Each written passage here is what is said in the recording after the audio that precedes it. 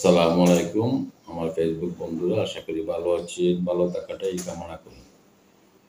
আমার প্রিয় ফেসবুক বন্ধুরা, আজকের বিষয় হচ্ছে মাগুরা শিশু ধর্ষণ হত্যা, প্রধান আসামি হিটু শেখের মৃত্যুদণ্ড।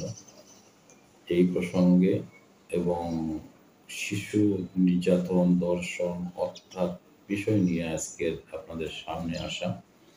প্রিয় বন্ধুরা, আপনারা জানেন প্রতিদিন প্রিন্ট, ইলেকট্রনিক্স, অনলাইন মিডিয়ায় আপনারা দেখতে পারেন বা দেখেছেন প্রতিদিন ২-৪টা ঘটনা ঘটছে। শিশুকে ধর্ষণ, শিশুকে হত্যা, শিশুকে নির্যাতন।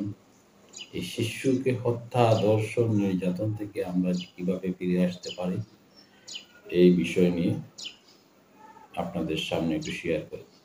সুপ্রিয় বন্ধুরা, আপনারা জানেন প্রতিটা মুহূর্তে শিশুদের উপর নির্যাতন, শিশুরা হচ্ছে ধর্ষণ।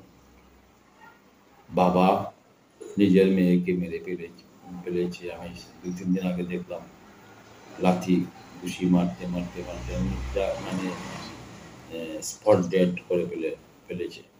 এগুলা দেখে এবং নিজের মনের মধ্যে খুবই খারাপ লেগেছে।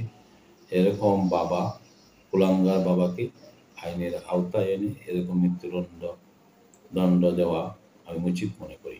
সুপ্রিয় বন্ধুরা, শিশুদের সাথে যারা এমন আচরণ করে, শিশুদের সাথে যারা এরকম দুর্ব্যবহার করে, শিশুদেরকে নির্যাতন করে, ধর্ষণ করে, শিশুদেরকে হত্যা করে, তাদেরকে দ্রুত গতিতে আইনের আওতায় এনে এরকম মৃত্যুদণ্ড দেওয়াটা উচিত মনে করি। পাশাপাশি আমরা যারা সমাজে বাস করি, আমাদের আশপাশে যারা এরকম ঘটনা দেখবেন, সাথে সাথে আপনারা মনের সাহস নিয়ে এদেরকে ধরে আইনের আওতায় এনে তাদেরকে শাস্তির আওতায় এনে দিন। এরা